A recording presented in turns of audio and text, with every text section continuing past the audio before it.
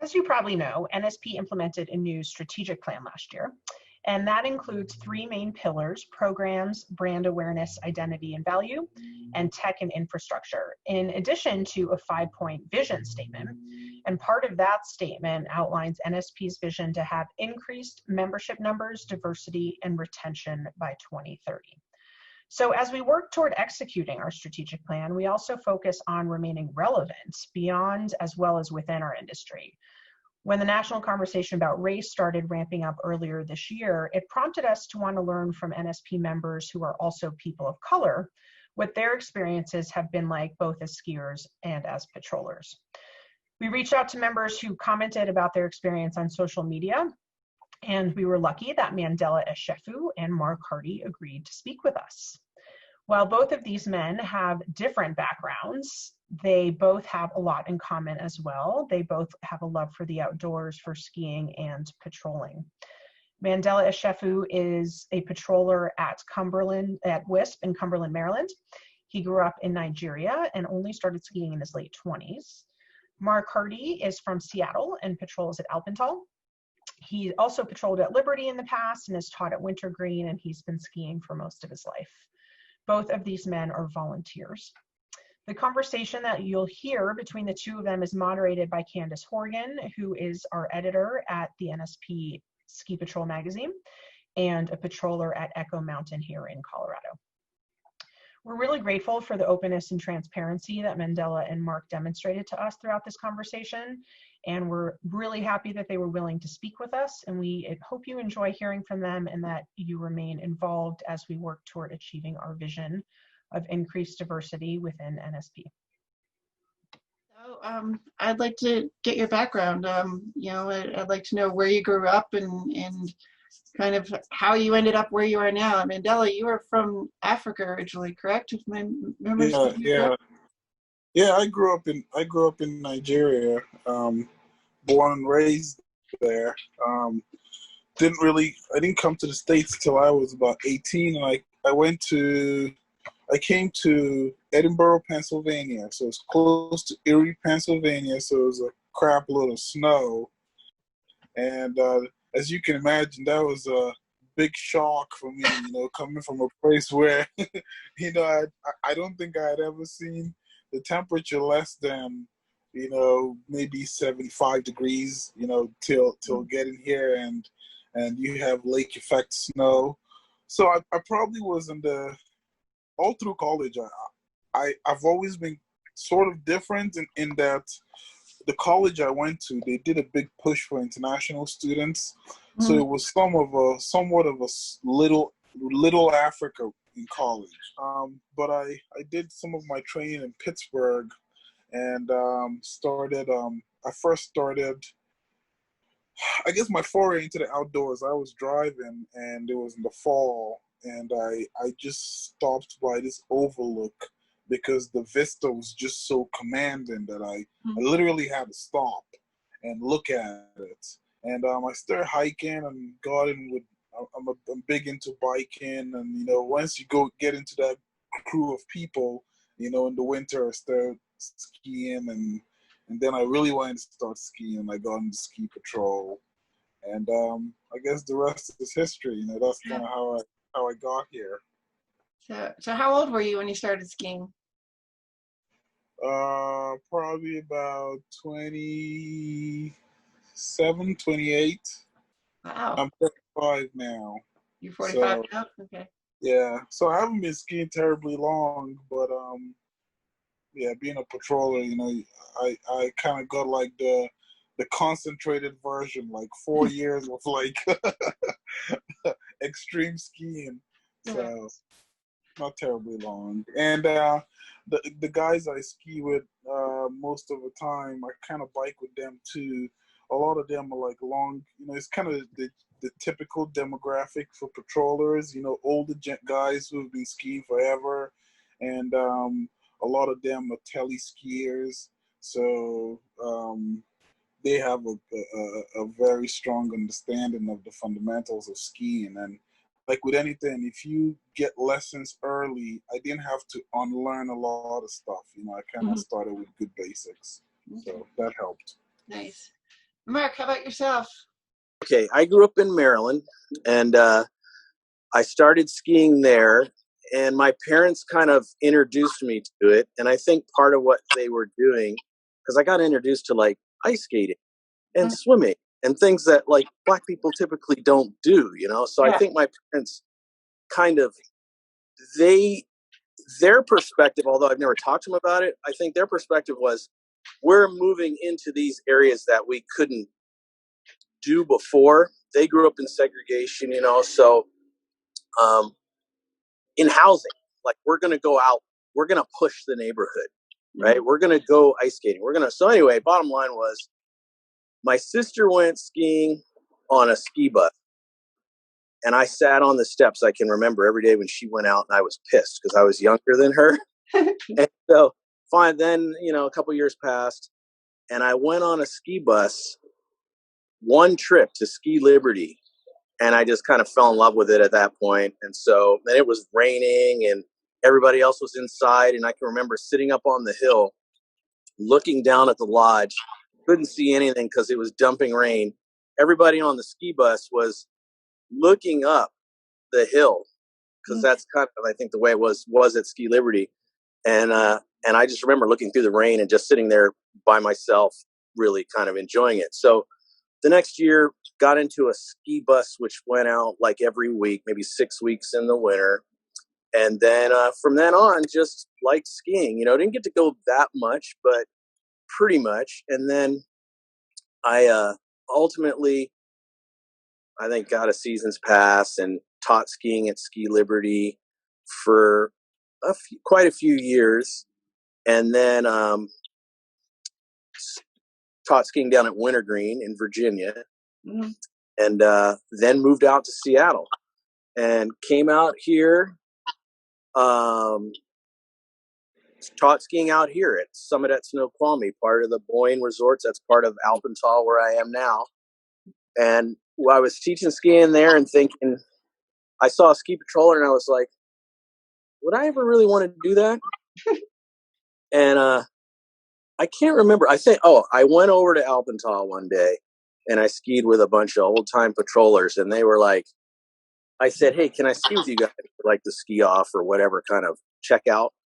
And this guy, one of the pro patrollers said, yeah, you know, if you can keep up, you know, come on, basically one of those things. And then they tried to dust me out in the back country, and we all came back, except one of them had like a torqued leg, you know, because of course he took me to the part where you shouldn't go when you're following someone who you've never skied with before. But anyway, then I got on ski patrol, and that was awesome. That is awesome. It was basically my second introduction to the outdoors and backcountry skiing and all that stuff, mountaineering.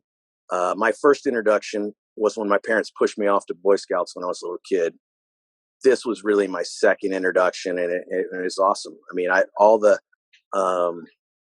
avalanche stuff or the volcanoes around here, all that stuff came through my introduction to ski patrol.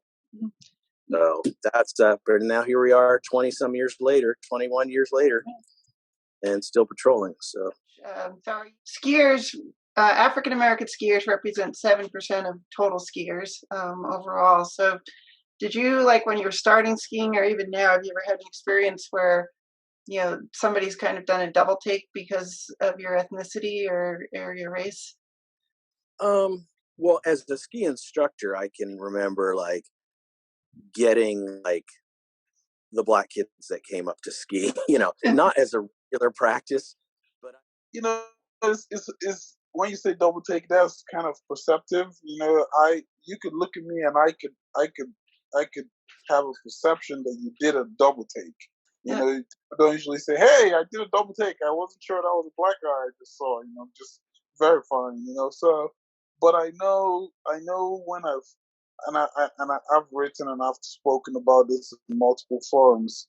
At least at the mountains that I patrol and I go to regularly, I have seen a significant uptick in the number of minorities and Black African Americans people for sure. It's very obvious to me that in the past years, I've seen what I almost consider as an explosion of black people recreating in such a high cost setting, like a ski resort. But I know, like when I first started, I know for sure that I didn't see a lot of people who look like me, and I definitely I think I've been patrolling for maybe this would be my fourth year, and I know for sure my first year when I would go to a different resort, like for a clinic or something, I could sense that okay, that's a black guy who showed up. Everybody's booting up and it's almost like he's got to be lost. You don't see too many people. Like nobody's ever said that. But and I think I even picked that up in like compliments. The compliments. If you saw another black guy who someone did a demo and it was your turn and you skied that, everybody else gets like, oh, good job. Like, man, you really did that really good. Like, you could see that surprise. Like, Yeah. I, it's good that you did that, but for a black guy, you really, really did that really good. So, and all this is kind of perceptions. Nobody's actually saying that, but you can sense that. Yeah, I can imagine. Well, what about as a patroller? I mean, if that percentage of skiers is only at 7%, I have to imagine that it's even less in terms of African Americans who are patrollers, black people who are patrollers. So, have you ever had like an incident maybe where you've shown up on scene for an accident and the person's been like, or given some sort of double take or sensed any sort of surprise on the part of a patient? Or Me, I haven't, I think, but in that context, people are probably just glad to have anybody show up. I have not had that happen. But where I landed at Alpental, I had a guy, an African-American guy, who was on the patrol before me, and he was probably on the patrol for 20 or 30 years. I mean, he was on for a long time. And so it just seemed like that kind of paved the way. Mm-hmm. Yeah. By the time. And also the people that ski there, like there's African-American instructors. I've been trying to get one instructor on patrol forever. He doesn't want to go on patrol. I'm like, well, okay, but it's fun, and there could be one other African-American patroller on patrol, here. But anyway, so bottom line is I've never had anybody do a double take or have any patroller be like, what the hell? But again, I had a guy who was around forever pave the way for me. So. Mm-hmm. Yeah, I think I agree with Mark.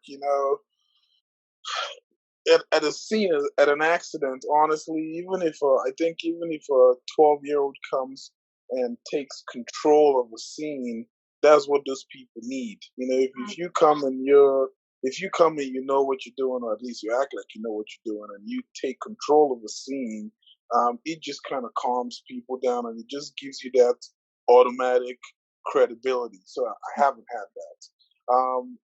If anything, I've had more of a positive reaction.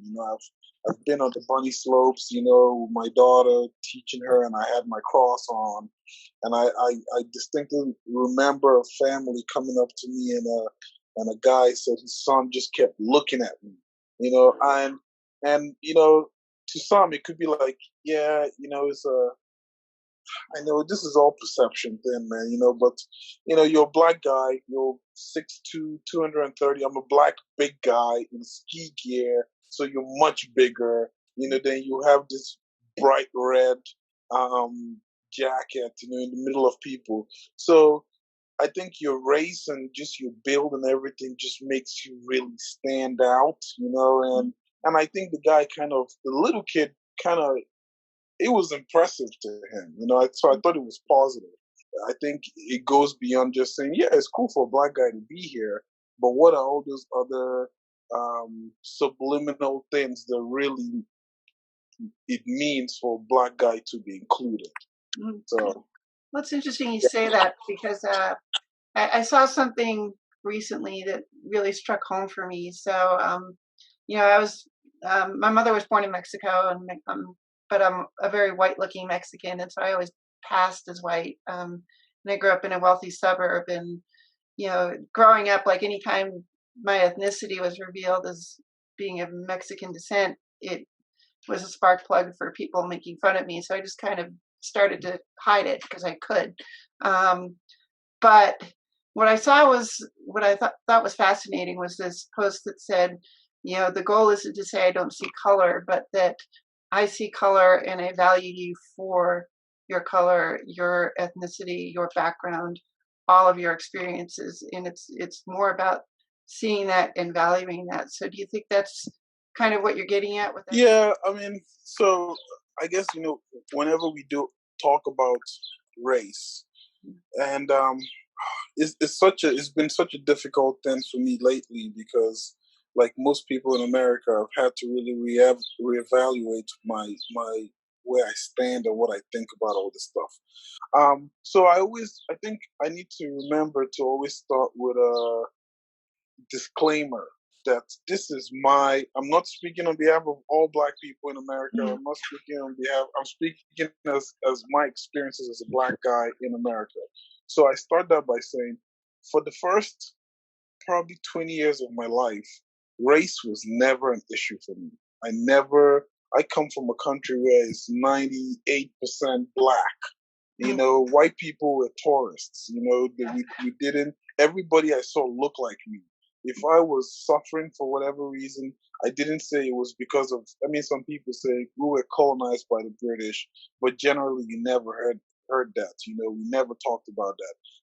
I remember very distinctly when I came to America and I went to college, and I was hanging out with some guys, and a car drives by, and the guy was blasting, I think it was Celine Dion or something. And I was like, ooh, that's my jam. And those guys look at me like, come on, man. You know, like, you're a Black guy. You're not supposed to. And I remember having to try to process that, like, what does that mean? Like, they're gangbangers back home who rock Celine Dion. They rock country music. You know, I had to learn really what is racially acceptable. We as a community really need to have that evaluation, like, okay, this guy is Black, or this guy is Mexican, or this guy is whatever culture he is. If he expresses himself the way he does in front of his family, if he talks loud, laughs loud, or speaks a different language, you know, if we're in the patrol house and someone is on the phone speaking Spanish loud in a way that I can hear, am I really comfortable with that?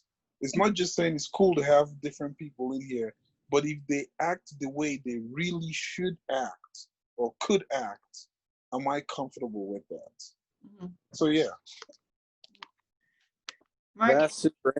What's that? anything to add to that, Mark?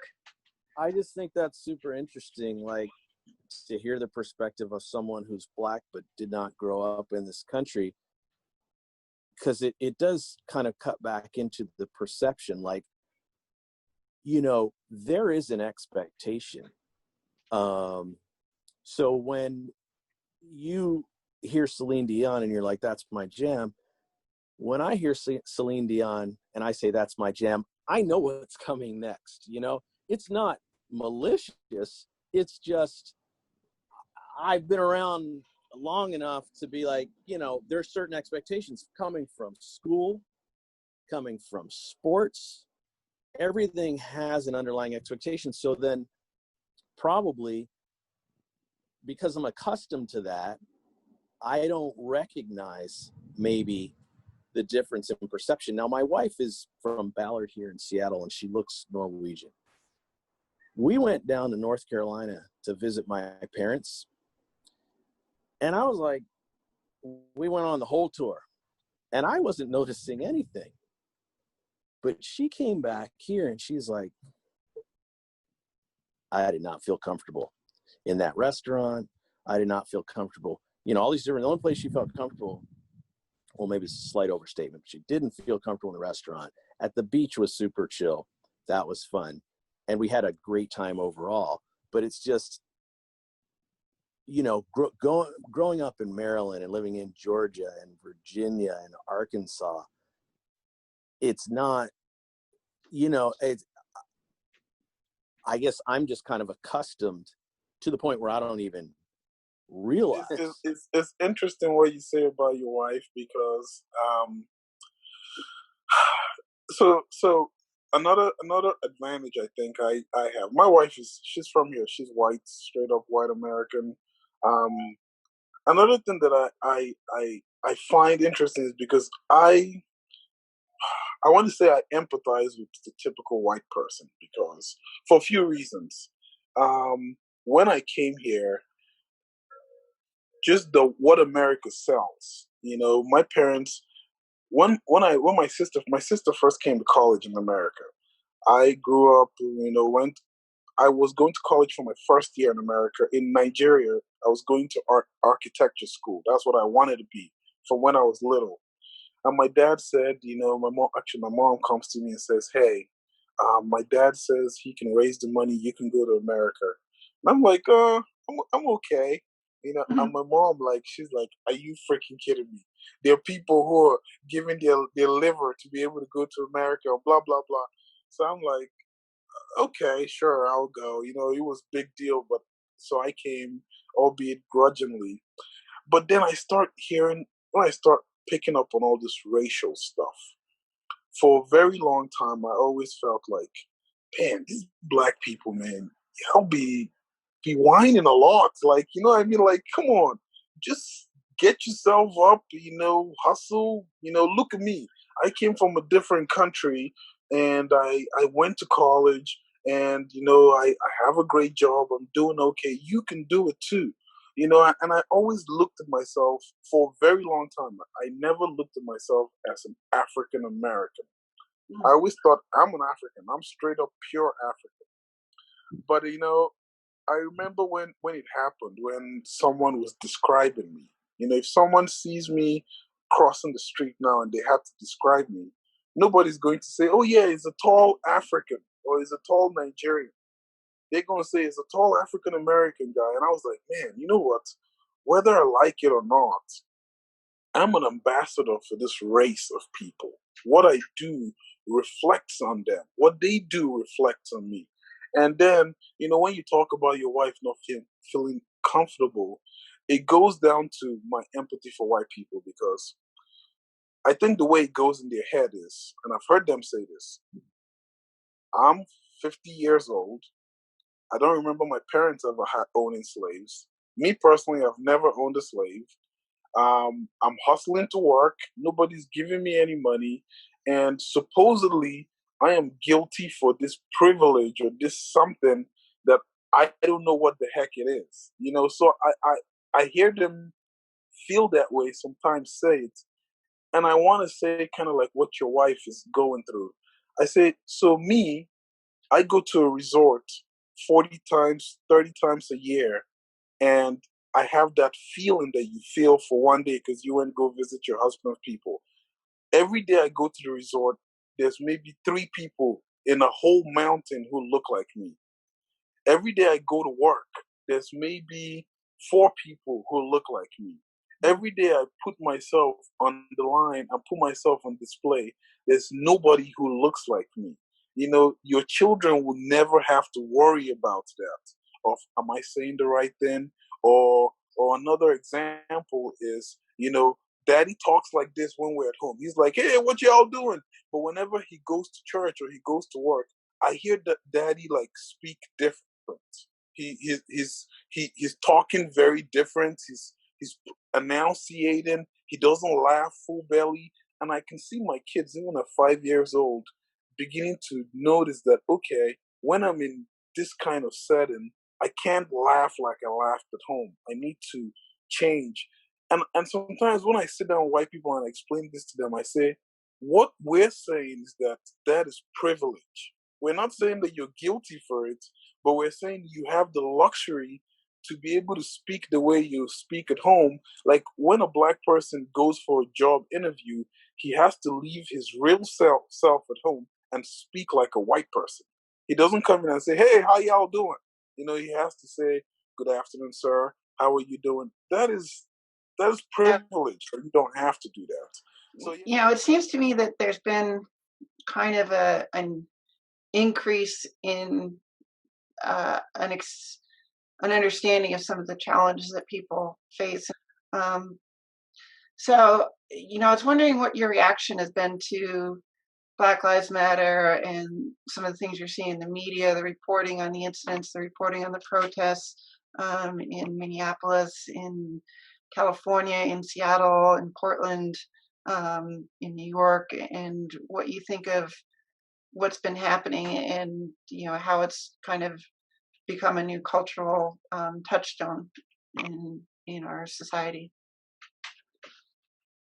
Well, for me, I think it's a long time coming. I mean, we did have Rodney King, years ago. That didn't do it, but there's a confluence of events that came together at this time. It was so graphic, it was so open, and there are so many people who are right now in a position where they can go downtown and protest and speak, and that they're not busy hustling in other ways, so they can be involved. And when Trump was elected, not to make this, I don't want to get doxxed and politicized and talk about Trump, but it is, it's true. We did chairlift evacuation. I was sitting on the chair with this guy, and it was right after like the Muslim ban or something. Some thing happened that was, I think it was a Muslim ban, or contemplation of that or something like that. Because I knew a woman whose kid went to a school where there were Muslim kids, and the kids were getting their spit on, or their head hijab. Yeah, Yeah. And so it was upset, and they didn't want to go to school. They were afraid. And I'm on the chairlift. We're just sitting there waiting to be evacuated. And I don't know how it came up, but it came up, and I said, I'm just telling you, man, that these kids are afraid. They are afraid. Things are happening. I know this because I know a lady whose daughter goes to school with them and so forth. And he said, well, Obama started race riots. And I was like, what? He said, I think he was referring to like when that guy tried to get into his own house, and then Black Lives Matter came out of that and all this stuff. I don't know where I'm going. I think where I'm going with this is, as far as these racially tinged things occurring, to me, that's a good example. It's not malicious on this person's part. I'm still on ski patrol with him. We do run incidents, hang out, all that stuff. It's just not his wheelhouse. Like, he doesn't get it. He doesn't get my perspective. Now, granted, I don't get his perspective, but I feel like mine is slightly more fact-based than his. I guess this is indicative of the situation in total. So he's not being malicious. He does think Obama started race riots. And I think it's more, it's these things happen, and I think we're all people. We all have similar thoughts and feelings. It's just in what you're accustomed to that informs your perspective. And if you haven't been accustomed to being around certain people in a certain situation, you're not accustomed. You don't have empathy. Because you're just not aware. So to me, the Floyd thing made people aware, because it made it very human. Here's a person on the ground pleading for their life. We can all see it. There's no piece of this that isn't that. And now, all of a sudden, it's like, whoa, that happened? So now, instead of saying, Obama started race riots, it's like, this is inexcusable. This is a human thing that's inexcusable. I didn't realize this was going on. Now I realize it. And, and people have the ability to be very empathetic towards it, as evidenced by the fact that thousands and thousands of people got out in the street and protested. So, yeah. What about you, Mandela? Anything? Yeah. So as always, I'm going to start with my disclaimer. This is my perception. Yeah, that's all you can speak to. Yeah, I think there's so many emotions and so many thoughts that go into this whole thing. But in a nutshell, I feel like God kind of stopped the whole world with the coronavirus at home, and then said, now you're going to sit at home and watch and be forced. It's almost like when two of your kids have a fight and you force them to sit down and make up. You're not going anywhere to do makeup. Because there are many thoughts. We can go down many different avenues with this whole thing. But I think everybody who is in any position, you have been given an opportunity to say, okay, if you're a white person, or you're a black person, you've been given an opportunity to say, okay, guys, go to your black friend and say, hey, I've been hearing about this stuff. Please explain to me what you feel. I mean, because I think if we're looking for legislation, if we're looking for any kind of solution outside of a personal heart-to-heart transformation of our hearts, kind of like what Mark was saying, this guy doesn't need someone to preach to him. He needs someone to say, hey, as a black guy who's your friend, who's a fellow patroller, what I'm telling you, forget about what the news and what the politics and all that stuff. What I'm telling you is, this is how I feel. I feel like every day I hear someone who looks like me is getting shot.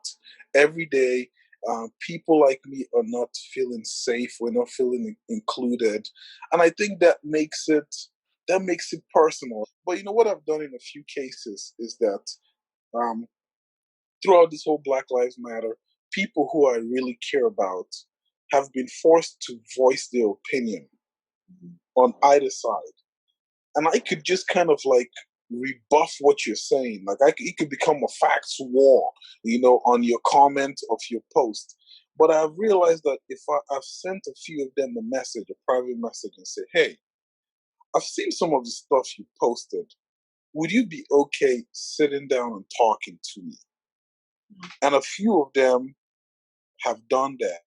And it's been a fantastic conversation, and I think that's the only solution.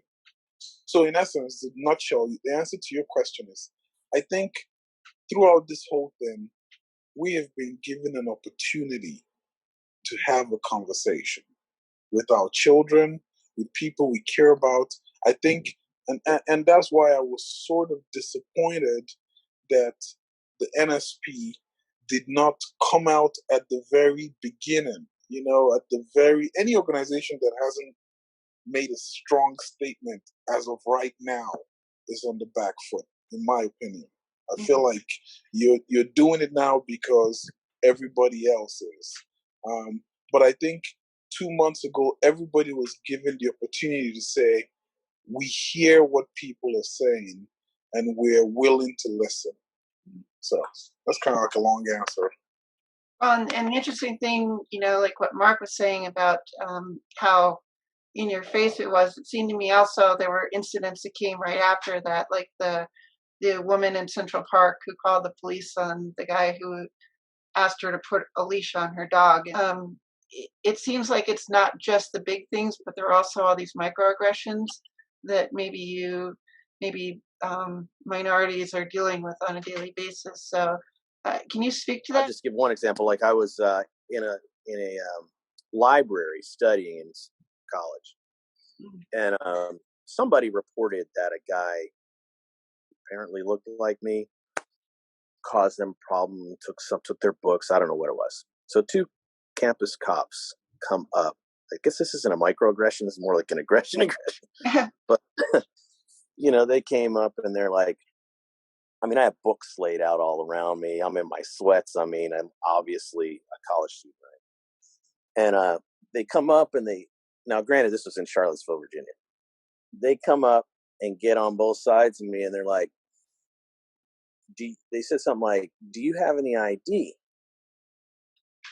Somebody's reported that someone took something or whatever. And I said, I think I may have articulated, although maybe this is what I thought I should have articulated, but I think I did say, well, what did the person say the person looked like? Because that was kind of my first thought. But anyway, I pulled out my ID. I gave it to him. And then the cop says to me, if you didn't have this ID, we'd have a problem, which is kind of gratuitous considering I had the ID and, they're just kind of fishing. And I'm sure the person resembled me in the sense that somebody said a black guy took my pencil or something. But beyond that, so that's a personal experience. Now, I'll give you a ski patrol experience. A guy I'm on ski patrol with, or was on ski patrol. He went to another mountain. Nice guy. And this is so bizarre. And this isn't even a microaggression. This just shows the obliviousness and the divide to an extent. I don't want to make it sound like there's some great divide, but it does point it up. I think we were doing some sledding thing. And then I don't know, I said something like, bring the chain up, or I don't know what it was, asked him to do something. Now, forgive me for saying this, but he said, what am I your NIGGER? I mean, I've been on patrol probably for 10 years at that point. The other guys who were there just had that look of shock and embarrassment. Like, oh my God, did that just actually, and waiting to see what I'm going to do. Mm-hmm. The guy who said it,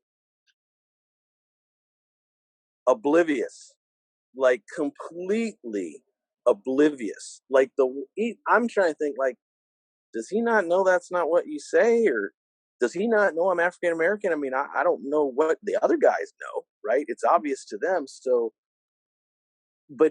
that's not a microaggression. That's just a gulf of understanding and place in time. Like it's just not where he's at. Like he doesn't get that it's a problem. So anyway.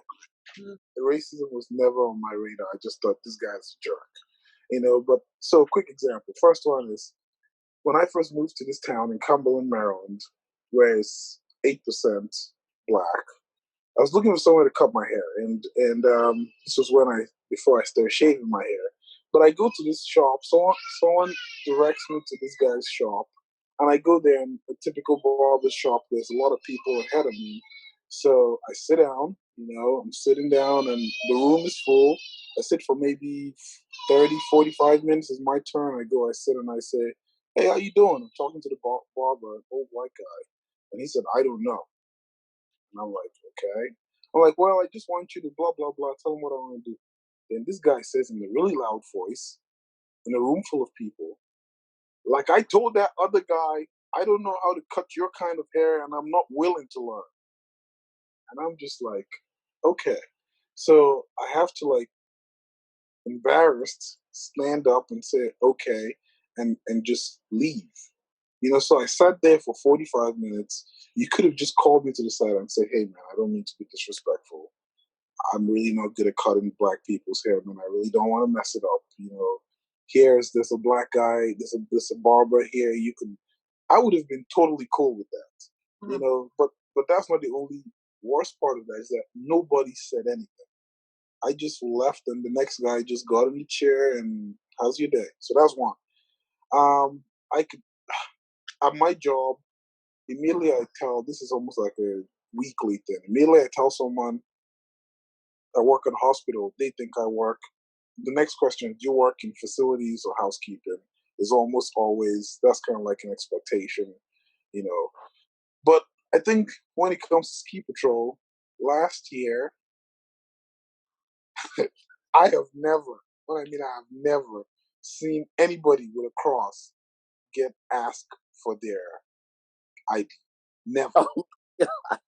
The lifty.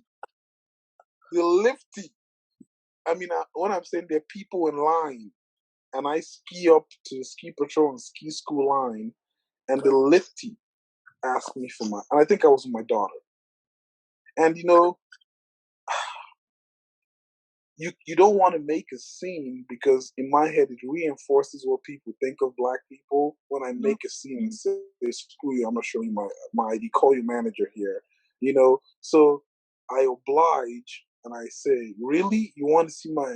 He said yes, he wants to see it.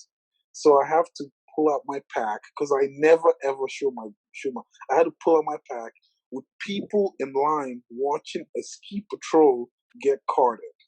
But it's just one of those things that if it was like not a busy day, maybe I would have. But it's a busy day. There are people all over that place, and I'm definitely gonna make a scene if I say no, you know. And my daughter's there, and you know, it's kind of like these are the things that some of us have to deal with. I mean, I don't care what anybody says. There were tens of patrollers used that line before me and used it after me. I am willing to bet my house I was the only one who was carded that day. Clearly. Well, I stop. mean, it's either it could be not malicious, you know, it could be he cannot see through his bias. He cannot even connect in his head, or she, Right. that's why they're asking that question. My I son had, or my son was in line, and the lifty started interrogating him on how old he was.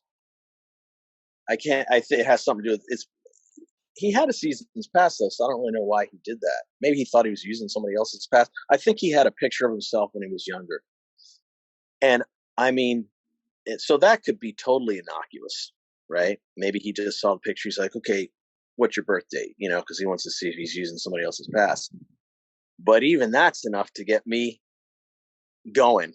So if somebody asked me for the ID, like I was about to say, first of all, I don't want any stranger interrogating my 12-year-old about how old he is. I can interrogate him about how old he is, or that person can come get me and they can ask me how old he is, but don't engage in, you know, so anyway. Yeah. Well, I mean, so both of you had said something that kind of makes me wonder. So I mean, patrol and working at a hill, I mean, it tends to have this sort of, at least on a superficial surface, like a close-knit feel, you know, but you're both talking about incidents where you've experienced things at your job that are, you know, either racially insensitive or just random. So do you personally, have you felt any pressure to not talk about the things just to keep everything smooth, or you know, do you feel like you can speak up and it not be a problem? I mean, for me, and this part of it is this where we are right now. I'm kind of been on patrol for a long time, older. I just say I'm past smooth. I'll do a little smooth. I used to do a lot more smooth. At this point, I'm like, okay, you don't want to be politically correct in general. This is what not politically correct looks like. So, you know, I just say what I want to say, and honestly, I've had very few. You know, people will say things that out of just because they don't know. Mm-hmm. But I don't take it as overt racism, and I don't maybe necessarily respond to it like I think it's overt racism. I mean, they'll just might make a comment about a neighborhood, or you know. So I express my opinion when I think it's warranted. But there are things that just kind of I don't say anything about, because I just chalk it up to they don't know. I was in a bar one time, and there was a guy playing a piano in there, and he was really good, and he was singing, and I said, "Can you play America the Beautiful? And can you play it Ray Charles style?" And it just got a little quiet because the guy was blind, and I didn't know it. Oh, wow. So, you know, that's kind of it. That's similarly like people. I was just oblivious, and I chalk a lot of stuff up, and there's not that much stuff to obliviousness. People say something about, you know, neighborhood or something like that, or music or whatever, I'm just like, it goes past me. Now, if someone says something more directly offensive, then I have no problems telling them exactly what I think about what they just said.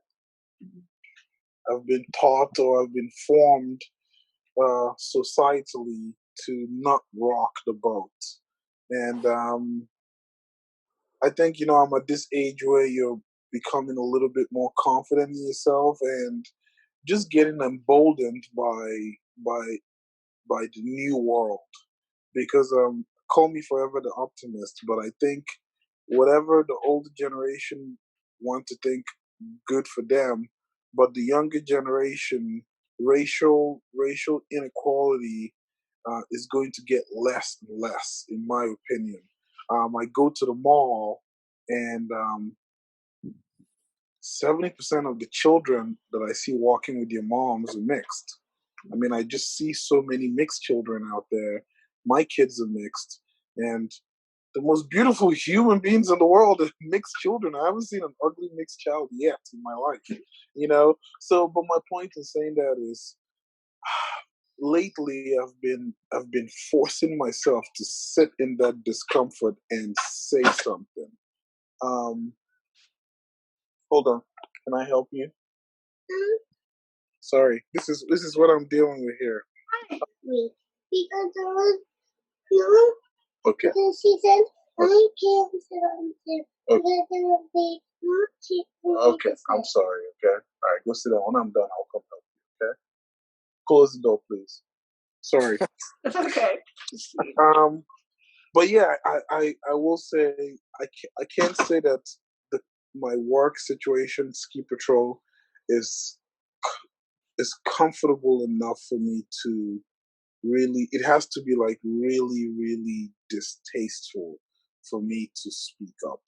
And like Mark said, yes, there's all these ignorant little things that people say, but honestly, I feel like I'm getting to the point where I think we need to start calling out even those little things, because I think those little things are a glimpse into what lies deep inside their heart, whether it be intentional or not. Mm-hmm. But yeah, to answer your question directly, I can't say I'm as bold as Mark. I let a lot of things slide. So one of the things, getting earlier, I was talking about participation of Blacks in skiing, and I was wondering if you guys have any thoughts as to what the ski industry can do to grow minority participation in the sport, and also what patrols can do to maybe be more welcoming or grow the diversity in their patrols. And I don't know how many Black patrollers there are. I mean, just judging from the areas I've been to, doesn't seem, and the fact that there's only 2 of us on this call, I'm thinking there's probably not many. And I don't know why that is, because I feel like if people had, there are Black skiers, so, why it's a great thing. It's fun. I don't know why there aren't more Black ski patrollers. As far as getting more people into it, I mean, I guess there's an economic piece to it, that's for sure. But around here, you can pick up gear cheaper because lots of people ski, and seasons passes are not that bad, and plus you don't even need a seasons pass if you're doing patrols. So I don't know. Reaching out to a Black ski organization is probably the fastest way between 2 points. But I this is one place that I've written an article about this. I've written multiple articles about this. This is one place that I've put a lot of brain power into, because it amazes me what being outdoors does for me. And I kind of like become this evangelist for people. And I go and I tell brothers and sisters, I'm like, dude, let's go skiing. I'll give you a free pass. I'll take you. I'll do whatever. And these people say, never. They say no. And, it's like anything. When you ask this question, you can find out if it's important enough to you. The ski patrol, the ski industry, if it's important enough to them, they can find out why or how we can get Black people outside. So what I've been doing, and Mark, even me and you, we have a part to play in this. Like, there's a responsibility to this. Like, how many brothers have we or sisters have we taken out in the past? Whatever. So the way I think, I've been working on starting a nonprofit that is really, the focus is taking people outdoors. And I've talked to a lot of leaders in the Black community, Black space. And one of the things that I'm planning on doing in the next few weeks is actually a focus group. To like sit down and say, hey guys, why wouldn't you go camping? Why wouldn't you go hiking? Why wouldn't you? And because there's some of the reasons I've heard is people literally, Black people literally do not feel safe.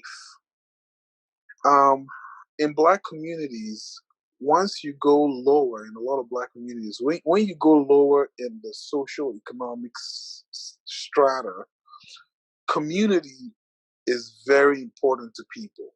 So if I go to a resort and there are only 3 people who look like me, automatically the typical Black guy who you take out, you take for a day, there's just that discomfort that they feel. Number one, you don't know the skill. Some of these kids are learning this from when they're 2 or 3 years old. You take a 14-year-old guy, who is athletically, and the funny thing is, skiing is so much different. Like the fundamentals and the dynamics of skiing actually makes people who are good in other sports, they kind of screw up because of that upper and lower body separation that you have to have. I remember the first time I went skiing, it took me an hour to get down the easy part. And I remember when I fell off the side, this 5-year-old kid does his little turns and he stops and he's like, hey, you okay? And I'm thinking, if you don't get your ass out of here, I'm like, what are you going to do if I weren't okay? Then the ski patrol guy comes over and he says, I think we're probably going to have to get a sled to get you out here. And I'm looking at this guy and I say, so the only Black guy on this mountain is going to be brought down on a sled. I said, no, sir. I am getting down this mountain one way or the other. So my point in saying that is, we can get more people. We can. We just need to make it a priority. The ski patrol can spend the time and the money to recruit people. If any organization, if Coca-Cola says, I want a female executive, if it means them paying double for a woman to choose to come be in that organization, they'll do it. My hospital where I work, we are in a rural area. We pay physicians more than they would get paid being in a city because that's what it takes for them to come, and we need them. So if minority or diversity is important in ski patrol, we will, it'll show in the work that we do. I want to thank you both for your participation tonight. I'm just going to turn it over to you. Is there anything else you want to add or anything that you feel we haven't touched on before I let you go? I remember studying for OEC and to become a patroller. The whole freaking first chapter was about the history of ski patrol. The patrol is not a 20-year-old, it's not a 50-year-old organization. It's a really old and established international organization. At this pivotal time, for us to be having a conversation with only 2 patrollers means a lot. Combined, our years of patrolling is not even 100 years. And I think, for any organization as proud as we are and we should be, it's worth kind of thinking, man, what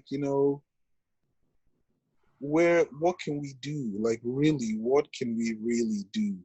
And I think the second thing is, I don't think we should jump on the bandwagon and just whack people on the head and force people to eat what they're not ready for. Because of everything that Mark was saying, there's one sentiment I keep hearing that I agree with. Most of these people don't wake up in the morning and they want to be racist or prejudiced or anything like that. 80% of this stuff, 90% of this is actually ignorance. It's just they just don't know what they're doing. And the solution, in my humble opinion, is not necessarily legislation, policy, or anything like that. It's open, candid conversations like we have today.